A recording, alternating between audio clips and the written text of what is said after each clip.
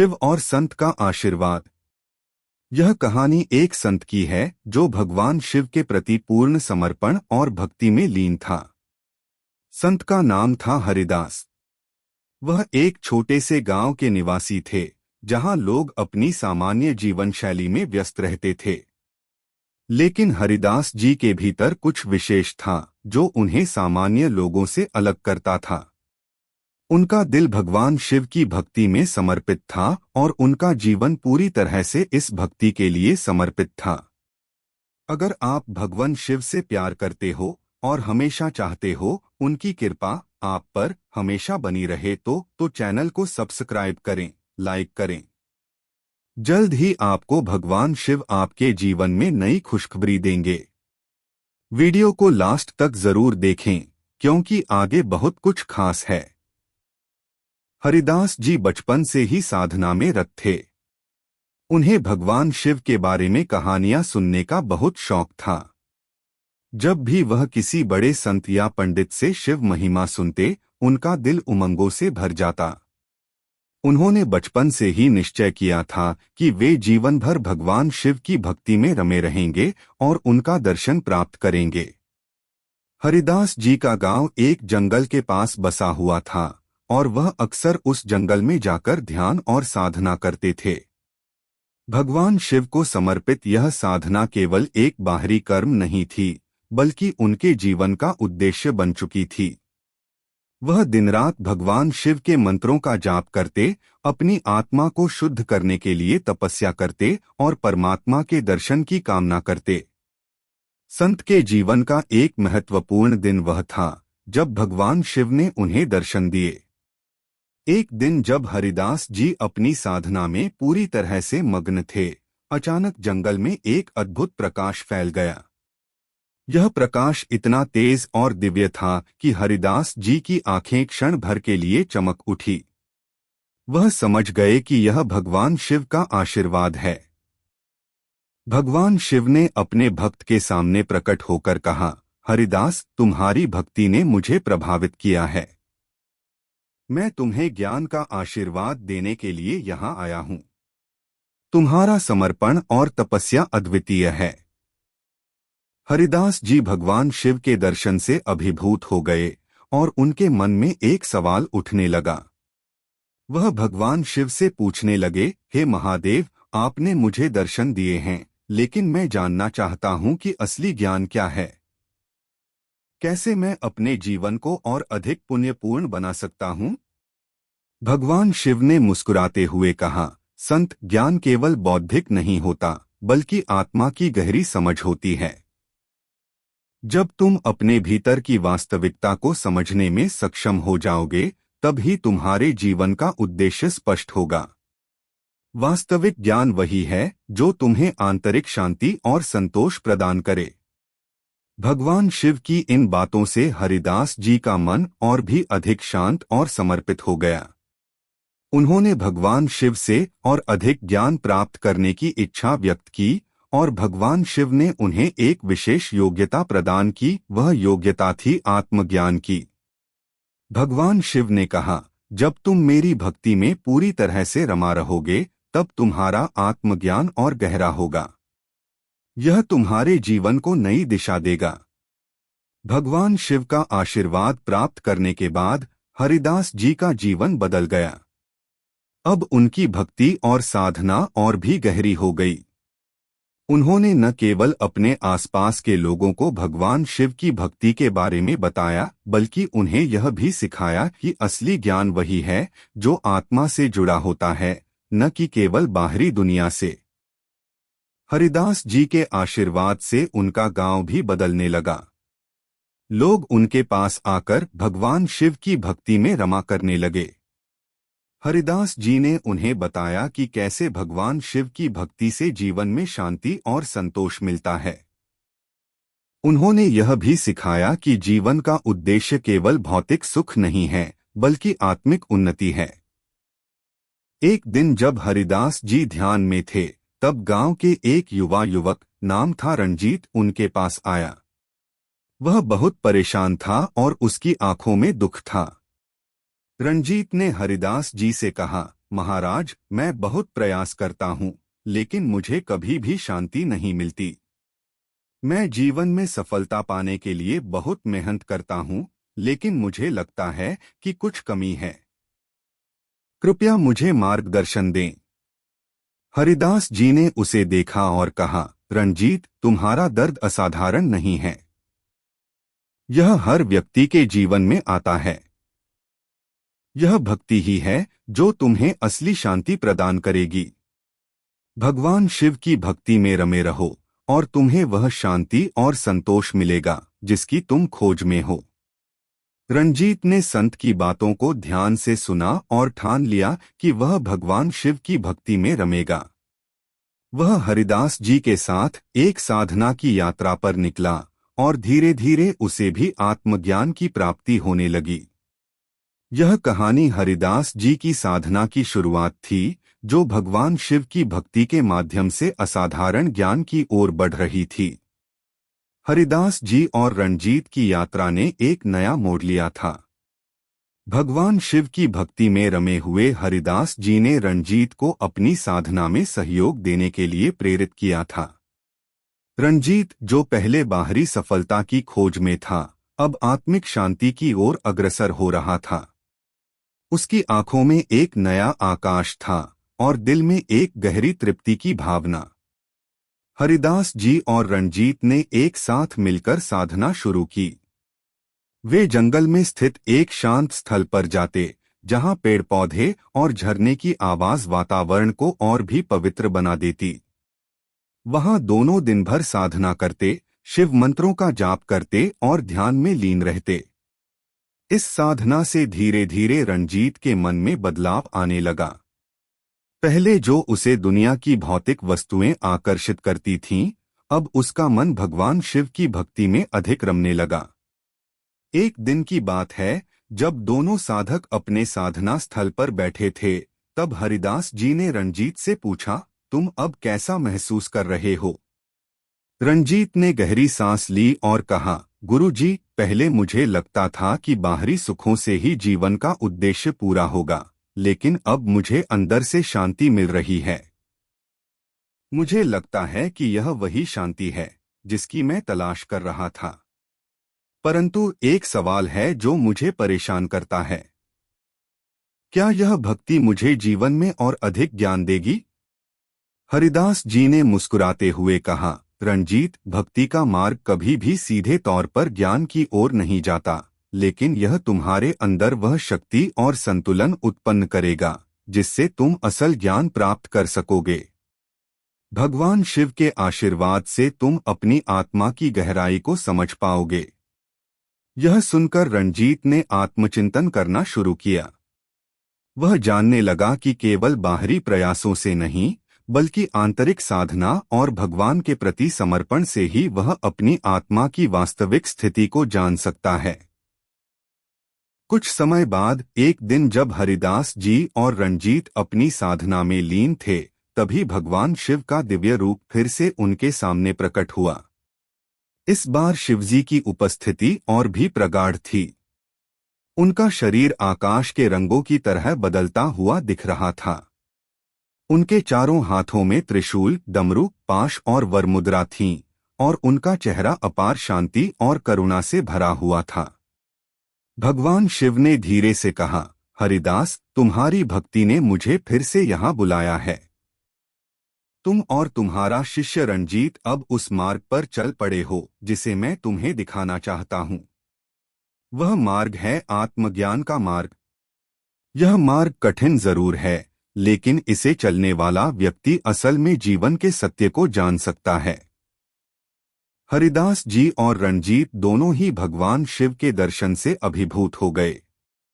भगवान शिव ने उन्हें संकेत दिया कि अब उनका समय आने वाला है जब वे आत्मज्ञान की गहरी सीढ़ियां चढ़ेंगे। भगवान शिव ने कहा, रणजीत, तुम्हें अपने भीतर की यात्रा करनी होगी। तुम्हारे भीतर एक अमूल्य रत्न छिपा है, और जब तुम उसे पहचान पाओगे तब तुम्हारी दुनिया पूरी तरह बदल जाएगी। रणजीत ने भगवान शिव से पूछा, हे महादेव, मुझे किस प्रकार अपनी आत्मा के रत्न को पहचानने की विधि मिलेगी?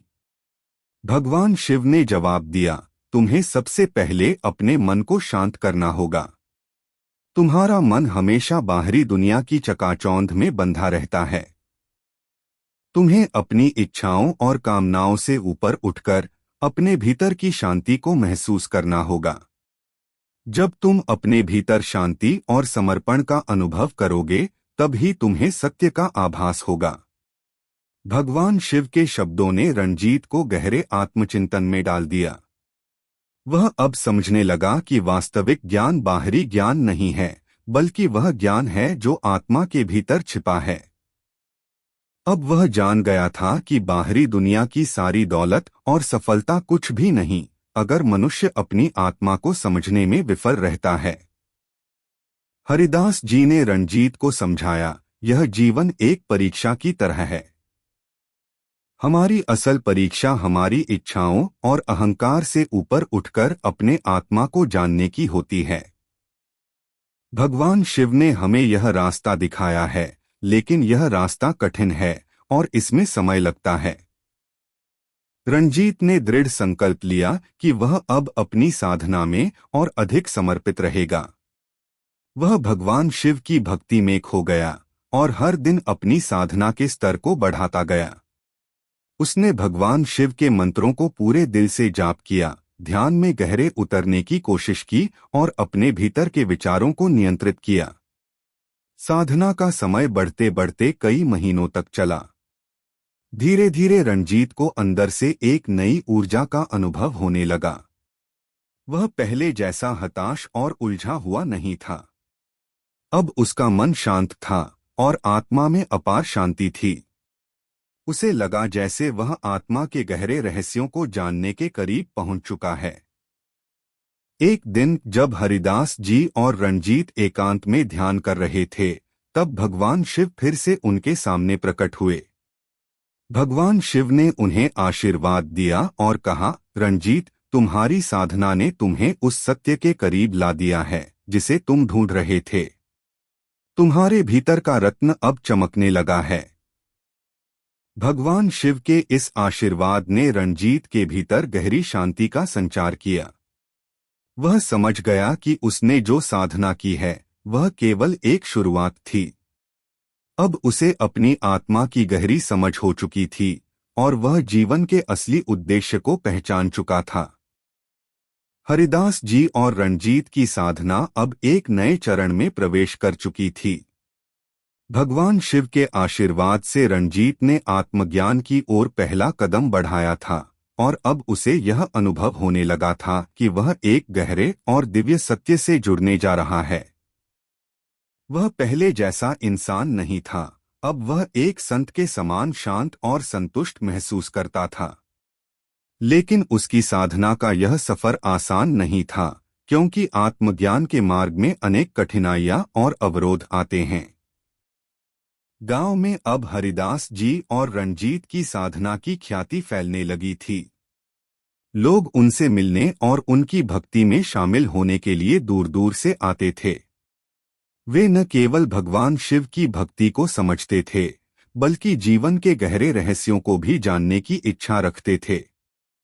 हरिदास जी ने सभी को समझाया कि असली भक्ति वह नहीं है जो केवल बाहरी तौर पर दिखती है, बल्कि वह है जो मनुष्य के भीतर से प्रकट होती है। रणजीत, जो अब आत्मज्ञान की ओर बढ़ चुका था, अक्सर साधना स्थल पर अकेला बैठकर गहन ध्यान करता। वह महसूस करता था कि भगवान शिव ने उसे जो ज्ञान दिया है वह केवल ज्ञान नहीं, बल्कि एक नई दृष्टि है। यह दृष्टि उसे न केवल भगवान शिव के वास्तविक रूप को देखने में मदद करती, बल्कि उसे जीवन के हर पहलू को समझने का नया तरीका भी देती थी। एक दिन जब रणजीत ध्यान में मग्न था, तब उसे अचानक एक आंतरिक आवाज सुनाई दी। यह आवाज इतनी स्पष्ट और सशक्त थी कि उसे लगा जैसे भगवान शिव स्वयं उससे बातें कर रहे हैं। आवाज ने कहा, रणजीत, तुम्हारे अंदर वह शक्ति है जो तुम्हें और अधिक गहरे सत्य को जानने के योग्य बनाती है। तुम अब आत्मज्ञान की सीमा को पार करने के करीब हो। रणजीत की आंखें बंद थीं, लेकिन वह इस आवाज को महसूस कर सकता था। वह समझ गया कि भगवान शिव उसे एक नया संकेत दे रहे हैं। यह संकेत आत्मा की गहरी यात्रा की ओर था। भगवान शिव के आशीर्वाद से वह अब आत्मज्ञान के अगले स्तर तक पहुंचने के लिए तैयार था। हरिदास जी ने रणजीत के इस अनुभव को सुना और कहा, रणजीत, तुम्हारा अनुभव यह दर्शाता है कि तुम अपनी साधना में गहरे उतर चुके हो। भगवान शिव का आशीर्वाद तुम्हारे साथ है और तुम्हारी यात्रा अब एक नई दिशा में बढ़ेगी। तुम अब आत्मा के और भी गहरे रहस्यों को समझ सकोगे। रणजीत ने अपने गुरु के शब्दों को गंभीरता से सुना और तय किया कि वह और अधिक गहरे ध्यान में जाएगा। उसने अपनी साधना का समय बढ़ा दिया और हर दिन भगवान शिव के मंत्रों का जाप करता, अपनी आत्मा के भीतर छिपी शक्ति और ज्ञान को महसूस करने की कोशिश करता। उसे एहसास हुआ कि बाहरी संसार की हर चीज क्षणिक है, लेकिन जो वास्तविक शांति और सुख है वह उसके भीतर है। कुछ दिन बाद एक रात जब पूर्णिमा का चांद आकाश में चमक रहा था, रणजीत को एक और अद्वितीय अनुभव हुआ। वह अपनी साधना में गहरी लीन था और अचानक उसे लगा जैसे वह भगवान शिव के साथ जुड़ गया है। उसकी आत्मा ने भगवान शिव के साथ एक गहरी और अविस्मरणीय एकता का अनुभव किया। उसे शिवजी की उपस्थिति इतनी सशक्त और स्पष्ट महसूस हुई कि उसने अपने शरीर और आत्मा को एक होते हुए महसूस किया। भगवान शिव की उपस्थिति में रणजीत को आभास हुआ कि उन्होंने कभी भी आत्मा और शरीर को अलग नहीं समझा था। उसने समझा कि वह परमात्मा का ही एक रूप है और आत्मा और शरीर का अंतर केवल भ्रामक है। यह अनुभव उसे अपने जीवन के सबसे गहरे सत्य का बोध कराने वाला था। यह अनुभव रणजीत के लिए एक बोध की तरह था, जिसने उसकी सारी उलझनों को दूर कर दिया। वह अब जान चुका था कि आत्मा की गहराई में छिपा हुआ सत्य परमेश्वर का ही रूप है। उसने महसूस किया कि वह भगवान शिव से अलग नहीं है, बल्कि भगवान शिव का ही एक अंश है। यह बोध उसे पहले कभी नहीं हुआ था और अब उसने खुद को शिव के साथ एकाकार महसूस किया। जब यह अनुभव हुआ तो उसने इसे अपने गुरु हरिदास जी के सामने व्यक्त किया। हरिदास जी ने उसे शांत भाव से सुना और कहा, रणजीत, यह वह सत्य है जिसे आत्मज्ञान कहा जाता है। जब तुम भगवान शिव के साथ एक हो जाते हो तो तुम्हें यह समझ में आता है कि तुम्हारी आत्मा और भगवान शिव का कोई भेद नहीं है। तुम वही हो जो परमेश्वर है। यह अनुभव तुम्हारी साधना का सबसे उच्चतम स्तर है। हरिदास जी के शब्दों ने रणजीत को और भी अधिक समझने की प्रेरणा दी। वह जान चुका था कि आत्मज्ञान केवल एक विचार नहीं, बल्कि एक अनुभव है। यह अनुभव हर इंसान को अपनी आत्मा की गहराई में जाकर मिलता है और जब वह यह अनुभव करता है तब वह जीवन के वास्तविक उद्देश्य को समझने में सक्षम होता है। अब रणजीत की साधना और भी गहरी हो गई। उसने अपनी भक्ति में और भी अधिक समर्पण किया और भगवान शिव के प्रति अपनी श्रद्धा को और भी मजबूत किया। वह समझ चुका था कि आत्मज्ञान का मतलब केवल ज्ञान का होना नहीं है, बल्कि वह एक अनुभव है जो जीवन को पूरी तरह से बदल देता है। रणजीत की यात्रा अब एक नए मोड़ पर थी। वह जानता था कि उसने जो अनुभव किया है वह उसे जीवन भर याद रहेगा और अब उसे अपनी साधना और ज्ञान के स्तर को और भी ऊंचा उठाना था। हरिदास जी के मार्गदर्शन में वह अपने आत्मज्ञान की यात्रा को और अधिक विस्तार देने के लिए तैयार था। रणजीत की साधना में अब एक नई शक्ति आ चुकी थी। भगवान शिव के आशीर्वाद से उसकी आत्मा ने गहरे सत्य को समझने का प्रारंभ कर दिया था। हरिदास जी के मार्गदर्शन में रणजीत ने अपने भीतर के अंधकार को समाप्त करने की पूरी कोशिश की थी और अब उसकी साधना में एक दिव्यता का संचार हो रहा था। वह भौतिक दुनिया से अधिक आत्मिक दुनिया में रमता जा रहा था। लेकिन उसकी यात्रा में अब एक और चुनौती आने वाली थी, जो उसकी भक्ति और साधना की गहराई को परखने वाली थी। एक दिन जब रणजीत और हरिदास जी अपनी साधना में लीन थे, तभी गांव में एक शरणार्थी संत का आगमन हुआ। वह संत पूरे गांव में अपनी दिव्य आभा से लोगों को आकर्षित कर रहे थे। उनकी उपस्थिति ने गांव के वातावरण में एक नई ऊर्जा भर दी थी। लोग उन्हें भगवान का अवतार मानने लगे थे।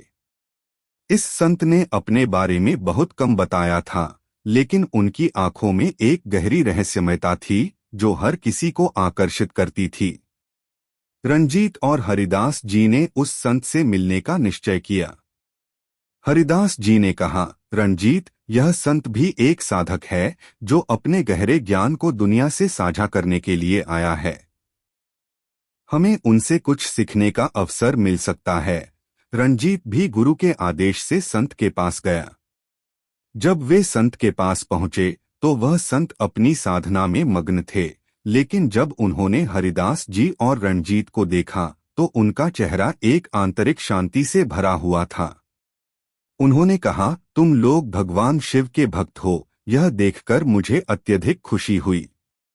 परंतु मुझे यह भी ज्ञात है कि जो व्यक्ति बाहरी साधनाओं में लीन रहता है, उसे आत्मा की गहराई को समझने में कुछ समय लगता है। रंजीत को यह शब्द गहरे प्रभावित कर गए। वह सोचने लगा, क्या उसकी साधना और भगवान शिव की भक्ति के बावजूद कुछ कमी रह गई थी? क्या वह अपने आत्मज्ञान की यात्रा में कहीं गलत तो नहीं जा रहा था? संत ने रंजीत को देखा और कहा, तुमने जो भक्ति की है वह अद्भुत है, लेकिन भगवान शिव के बारे में समझने के लिए तुम्हें और गहरे उतरने की आवश्यकता है। भगवान शिव केवल ब्रह्मा या विष्णु की तरह एक देवता नहीं हैं। वह स्वयं ब्रह्मा हैं, जो हर जगह उपस्थित हैं। उनका रूप निराकार है और उनकी पूजा केवल एक प्रतीक है। रंजीत को इन शब्दों ने और भी अधिक विचारशील बना दिया। अब उसे यह महसूस हुआ कि संत ने जो कहा वह सही था। भगवान शिव के बारे में उसकी जो समझ थी, वह उस स्तर तक नहीं पहुंच सकी थी जहां वह सच में शिव के परम रूप को पहचान सके। वह यह समझने लगा कि भगवान शिव के बारे में उसकी भक्ति केवल एक शुरुआत थी, और उसे इस भक्ति को और अधिक गहरा करना होगा। संत ने आगे कहा, तुम जब तक आत्मा और परमात्मा के बीच भेद को नहीं मिटाओगे, तब तक तुम पूर्ण ज्ञान तक नहीं पहुंच सकोगे। भगवान शिव के साथ सच्चा मिलन तब होगा जब तुम अपने भीतर के अहंकार और इच्छाओं को पूरी तरह से समाप्त कर सको। इन शब्दों ने रंजीत के मन में एक नया सवाल खड़ा कर दिया। वह अब समझने लगा था कि उसकी साधना में कुछ कमी थी। अब उसे भगवान शिव के निराकार रूप को जानने और समझने के लिए और अधिक साधना करनी थी। संत की बातों ने रंजीत को यह सिखाया कि भक्ति से आगे बढ़कर उसे अपने भीतर के अहंकार, इच्छाओं और संकोचों को छोड़ने की आवश्यकता थी। हरिदास जी ने संत के ज्ञान को सुनकर कहा, रंजीत, यह सच है कि हम जब तक अपने भीतर के अहंकार को समाप्त नहीं करते, तब तक हम परमात्मा के साथ वास्तविक मिलन नहीं कर सकते। संत ने तुम्हारी यात्रा में जो एक और स्तर जोड़ा है, वह तुम्हें आगे की ओर प्रेरित करेगा। रंजीत ने अपने भीतर एक नई ऊर्जा महसूस की। वह जानता था कि भगवान शिव के आशीर्वाद से वह अपनी आत्मा की गहरी यात्रा कर चुका है, लेकिन अब उसे उस ज्ञान को और भी अधिक गहरे स्तर पर प्राप्त करना था। संत के शब्दों ने उसे और भी दृढ़ बना दिया। वह अपनी साधना में और अधिक समर्पण के साथ आगे बढ़ने के लिए तैयार था। एक और सप्ताह बीत गया और अब रंजीत की साधना और अधिक गहरी हो चुकी थी। उसने अपने भीतर की इच्छाओं और अहंकार को पूरी तरह से त्यागने का संकल्प लिया। वह जानता था कि यह एक लंबी यात्रा हो सकती है, लेकिन उसे अब यकीन हो गया था कि वह भगवान शिव के असली रूप को तभी जान पाएगा जब वह अपने भीतर की सारी बाधाओं को पार कर पाएगा। रंजीत के भीतर एक अजीब सा परिवर्तन आ चुका था। उसकी भक्ति में अब केवल एक निराकार रूप था जो बिना किसी बंधन के था। वह अब न केवल बाहरी पूजा और अनुष्ठान में विश्वास करता था, बल्कि आत्मिक शांति और समर्पण की गहरी समझ प्राप्त कर चुका था। वह भगवान शिव के उस रूप को महसूस करने में सक्षम था जो न केवल संसार में है बल्कि हर एक आत्मा के भीतर है। एक दिन जब रणजीत अपने ध्यान में गहरे उतरा हुआ था, उसने एक अद्भुत अनुभव किया। उसे ऐसा महसूस हुआ जैसे भगवान शिव स्वयं उसके भीतर आकर वास कर रहे हैं। उसकी आत्मा और भगवान शिव के बीच अब कोई अंतर नहीं था। उसे यह आभास हुआ कि भगवान शिव का असली रूप निराकार और सर्वव्यापी है, और यही सत्य है। रणजीत ने पूरी श्रद्धा के साथ भगवान शिव को धन्यवाद दिया और कहा, हे महादेव, आपके आशीर्वाद से मैंने अपने भीतर के सत्य को जान लिया है। अब मैं समझ चुका हूँ कि आप न केवल एक देवता हैं, बल्कि आप ही ब्रह्मा हैं, जो सभी जीवों में समाहित हैं। मैं अब आपको हर रूप में, हर परिस्थिति में महसूस करता हूँ। भगवान शिव की उपस्थिति में रणजीत ने अपनी साधना का अंतिम और सबसे गहरा स्तर प्राप्त किया। अब वह अपने भीतर के सत्य को जान चुका था और उसकी आत्मा परमात्मा से एकाकार हो चुकी थी। वह अब भगवान शिव के असली रूप को समझ चुका था और उसकी भक्ति अब हर रूप में पूर्ण थी। रणजीत की यात्रा अब एक निर्णायक मोड़ पर थी। भगवान शिव के आशीर्वाद और हरिदास जी के मार्गदर्शन ने उसे आत्मज्ञान की ओर गहरे से गहरे स्तर तक पहुंचने में मदद की थी। वह अब पहले से बहुत बदल चुका था। उसकी भक्ति, साधना और समझ में एक दिव्यता आ चुकी थी। उसकी आंखों में अब एक नई ज्योति थी और उसका दिल परमात्मा के प्रेम से पूर्ण था। लेकिन उसकी यात्रा में अब उसे एक आखिरी परीक्षा से गुजरना था, जो न केवल उसकी भक्ति और ज्ञान को परखने वाली थी, बल्कि उसकी आत्मा की संपूर्ण यात्रा को भी चुनौती देने वाली थी। एक दिन जब रणजीत अपनी साधना में गहरी तल्लीनता से ध्यान कर रहा था, उसने महसूस किया कि उसका मन बिल्कुल शांत है। उसे किसी भी बाहरी संसार की चिंता नहीं थी और उसकी आत्मा एक अद्वितीय शांति में डूबी हुई थी। लेकिन तभी उसे भगवान शिव की एक आवाज सुनाई दी जो उसके भीतर से आई। भगवान शिव ने कहा, रणजीत, तुमने अब तक जो साधना की है वह प्रशंसा योग्य है, लेकिन एक अंतिम परीक्षा शेष है। तुम्हारी भक्ति और ज्ञान को सत्य से परखने के लिए तुम्हें एक कठिन परिस्थिति का सामना करना होगा। रणजीत ने भगवान शिव की आवाज को सुना और उनके आदेश के अनुसार तैयार हो गया। वह जानता था कि उसकी यात्रा अब अंतिम चरण में थी और यह परीक्षा उसे और भी ऊंचा उठाने वाली थी। भगवान शिव की परीक्षा का मतलब केवल बाहरी संघर्ष नहीं था, बल्कि यह उसकी आंतरिक यात्रा का अंतिम परीक्षण था। कुछ ही दिन बाद वह कठिन समय आ गया। एक अजीब घटना घटी जब पूरे गांव में बाढ़ आ गई। आसमान में घने बादल थे और तेज बारिश शुरू हो गई थी। पानी ने सारे खेतों और घरों को घेर लिया था। लोग डर के मारे इधर-उधर दौड़ रहे थे और उनका जीवन खतरे में था।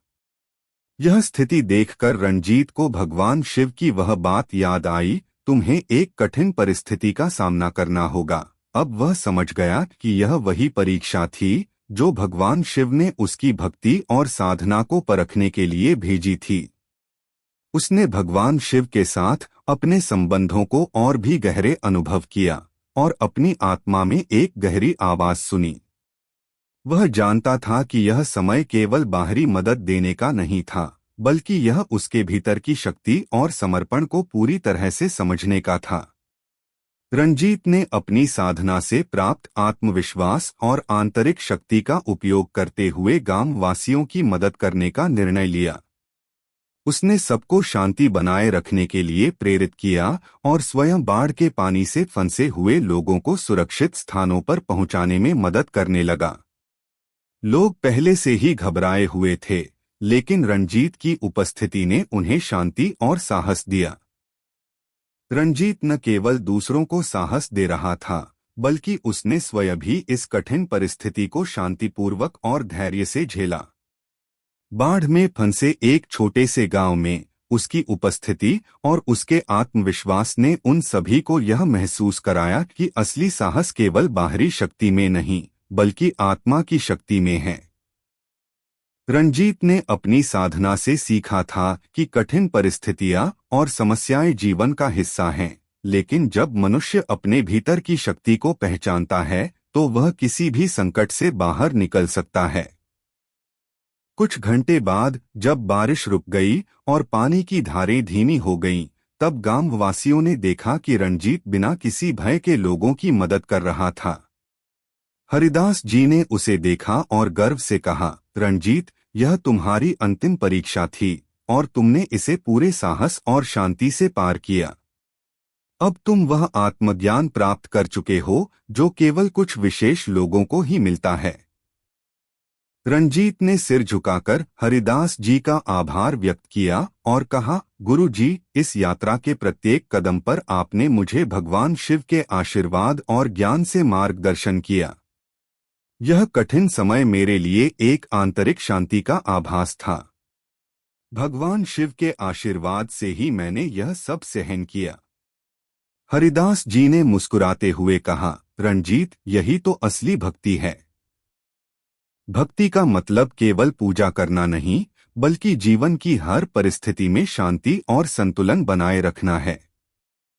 भगवान शिव ने तुम्हारे भीतर वह शक्ति उत्पन्न की है जो तुम्हें जीवन के हर कठिनतम समय में भी सही रास्ता दिखाती है। तुम अब आत्मज्ञान और भक्ति की उस ऊंचाई पर पहुंच चुके हो जहां से तुम सच्चे शिव रूप को देख सकते हो। रंजीत ने गुरु के शब्दों को मन में गहरे उतारा। वह अब जान चुका था कि भगवान शिव का असली रूप निराकार और सर्वव्यापी है। वह अब केवल भक्ति के स्तर पर नहीं, बल्कि आत्मज्ञान के उच्चतम स्तर पर था। उसने अपनी साधना से यह अनुभव किया था कि जब आत्मा और परमात्मा का मिलन होता है तो व्यक्ति किसी भी परिस्थिति का सामना कर सकता है। अब रंजीत की यात्रा पूरी हो चुकी थी। उसने भगवान शिव के असली रूप को जान लिया था और उसे अपने भीतर अनुभव किया था। वह अब पूरी तरह से शांत था और जानता था कि जीवन का असली उद्देश्य आत्मा के सत्य को पहचानना है। हरिदास जी ने उसे आशीर्वाद दिया और कहा, रंजीत, तुम अब इस संसार में एक सच्चे साधक और संत हो। तुम्हारा जीवन अब परमात्मा के परम रूप को समझने में समर्पित रहेगा। रंजीत ने भगवान शिव के चरणों में सिर झुकाया और कहा, हे महादेव, आपने मुझे जो आशीर्वाद दिया है वह जीवन भर मेरे साथ रहेगा। अब मैं केवल आपके चरणों में ही सुख और शांति पाऊंगा। भगवान शिव की उपस्थिति में रंजीत का आत्मा एकाकार हो गई थी और उसने जीवन के असली सत्य को जान लिया था। वह अब न केवल एक साधक था, बल्कि एक दिव्य ज्ञान का वाहक भी बन चुका था। रंजीत की यात्रा अब अपने अंतिम चरण में थी। उसने भगवान शिव के आशीर्वाद से जो आत्मज्ञान प्राप्त किया था वह उसे एक अलग ही दुनिया में ले आया था। अब वह केवल एक साधक नहीं, बल्कि एक संत बन चुका था। हरिदास जी के मार्गदर्शन और भगवान शिव की कृपा से वह अपने जीवन के अंतिम उद्देश्य को प्राप्त करने के करीब था। अब वह जानता था कि जीवन का असली अर्थ आत्मा की शांति और परमात्मा के साथ एकाकारता में छिपा हुआ है। समय बीतता गया और रंजीत ने अपने ज्ञान को और भी गहरा किया। उसने केवल बाहरी पूजा अर्चना पर ध्यान नहीं दिया, बल्कि भीतर की शांति और संतुलन को समझने की साधना की। गांव वाले अब उसे एक महान संत के रूप में सम्मान देने लगे थे। लोग उसकी उपस्थिति में आकर शांति और आशीर्वाद प्राप्त करते थे और वह उन्हें भगवान शिव के बारे में अपने अनुभव और ज्ञान से मार्गदर्शन देता था। वह उन्हें यह समझाता कि भगवान शिव केवल एक देवता नहीं हैं, बल्कि वह स्वयं ब्रह्मा हैं, जो प्रत्येक जीव में समाहित हैं। एक दिन जब रणजीत अपने ध्यान में गहरे उतरने के बाद बगीचे में टहल रहा था, तब उसे भगवान शिव के दर्शन हुए। भगवान शिव की दिव्य उपस्थिति ने उसे एक नई अनुभूति दी। शिव जी ने उसे कहा, रणजीत, तुमने जिस शांति और ज्ञान को प्राप्त किया है वह बहुत गहरा है। लेकिन याद रखो, असली ज्ञान वह नहीं है जो केवल तुम्हारे भीतर है, बल्कि वह है जो तुम दूसरों तक पहुंचाते हो। रणजीत ने भगवान शिव के चरणों में सिर झुकाया और कहा, हे महादेव, आपने मुझे जो ज्ञान दिया है मैं उसे अपने जीवन का हिस्सा मानता हूँ। अब मेरा एकमात्र उद्देश्य इस ज्ञान को और भी गहरे स्तर पर समझना और दूसरों को भी इसका अनुभव कराना है। भगवान शिव ने उसे आशीर्वाद देते हुए कहा, तुम्हारा उद्देश्य सही है रणजीत।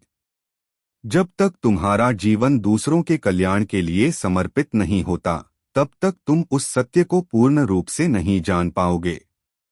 तुम जो कुछ भी जान चुके हो वह अब दुनिया के लिए एक प्रकाश बन सकता है।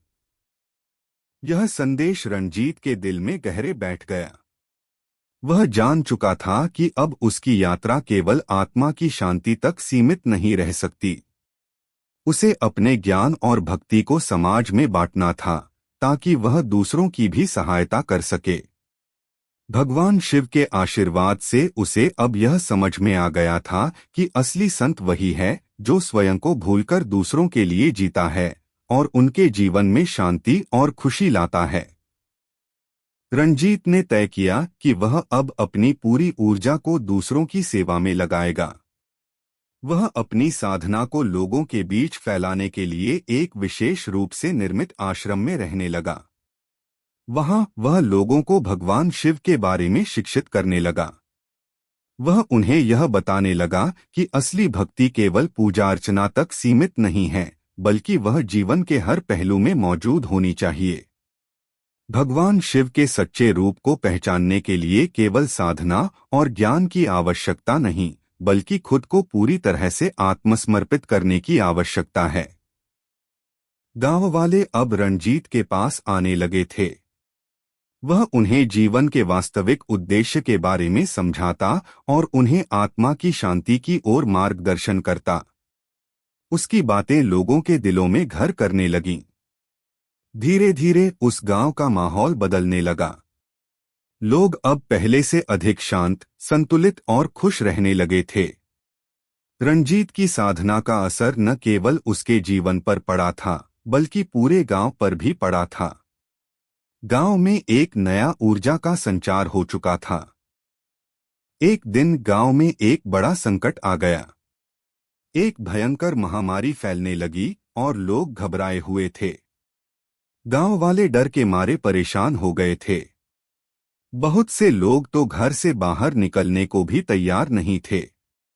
यह स्थिति देखकर रणजीत ने भगवान शिव से आशीर्वाद प्राप्त करने के लिए गहरी साधना की। वह जानता था कि यह केवल बाहरी संकट नहीं, बल्कि एक अवसर है अपनी भक्ति और ज्ञान को परखने का। रणजीत ने गांववासियों से कहा, यह समय भयभीत होने का नहीं, बल्कि आत्मविश्वास और शांति का है। हमें भगवान शिव की शरण में जाना चाहिए और उनसे यह प्रार्थना करनी चाहिए कि वह हमें इस संकट से उबारें। लेकिन इसके साथ ही हमें अपनी भक्ति और आत्मसमर्पण में भी पूर्ण विश्वास रखना चाहिए। रणजीत की बातों ने गांववासियों को शांति और साहस दिया। वे सब एक साथ भगवान शिव के भव्य मंत्रों का जाप करने लगे और रणजीत उनके साथ साधना में लीन हो गया। उसकी भक्ति और श्रद्धा का असर था कि धीरे धीरे महामारी का असर कम होने लगा। लोग ठीक होने लगे और वातावरण में शांति वापस लौट आई। यह घटना केवल गांव वालों के लिए नहीं, बल्कि रणजीत के लिए भी एक बड़ी सीख थी। उसने देखा कि जब किसी समाज में शांति, विश्वास और भक्ति का संचार होता है, तो कोई भी विपत्ति उसे हरा नहीं सकती। भगवान शिव के आशीर्वाद से रणजीत ने यह समझा कि जीवन का असली उद्देश्य न केवल आत्मा की शांति प्राप्त करना है, बल्कि इसे समाज के कल्याण के लिए भी उपयोगी बनाना है। समय के साथ रंजीत का नाम दूर दूर तक फैलने लगा। लोग उसे एक संत, एक गुरु और एक दिव्य साधक के रूप में मानने लगे थे। उसकी उपस्थिति में लोग न केवल भौतिक सुख साधन को बल्कि आत्मिक शांति को भी महसूस करते थे। अब रंजीत का जीवन केवल भक्ति और ज्ञान का प्रतीक नहीं रहा, बल्कि वह समाज के लिए एक सशक्त मार्गदर्शक बन चुका था। भगवान शिव के आशीर्वाद से रंजीत ने पूरी तरह से आत्मज्ञान प्राप्त किया था और अब वह दुनिया में एक संत के रूप में कार्य कर रहा था। वह जानता था कि भगवान शिव के असली रूप को समझने का अर्थ केवल खुद को जानना नहीं है, बल्कि यह है कि दूसरों के जीवन में भी दिव्यता और शांति लाना। रंजीत की यात्रा ने यह सिद्ध कर दिया था कि भगवान शिव का आशीर्वाद केवल व्यक्ति को आत्मिक शांति और ज्ञान प्रदान नहीं करता, बल्कि उसे समाज में एक सकारात्मक बदलाव लाने के लिए प्रेरित भी करता है। भगवान शिव की भक्ति केवल मंदिरों और पूजा अर्चनाओं तक सीमित नहीं है, बल्कि यह जीवन के हर क्षेत्र में कार्य करने की प्रेरणा देती है। अगर आपको हमारे वीडियो पसंद आए तो चैनल को सब्सक्राइब जरूर करें, लाइक करें और अपने विचार कमेंट में साझा करें। आपका सपोर्ट हमें और बेहतर कंटेंट बनाने की प्रेरणा देता है। धन्यवाद।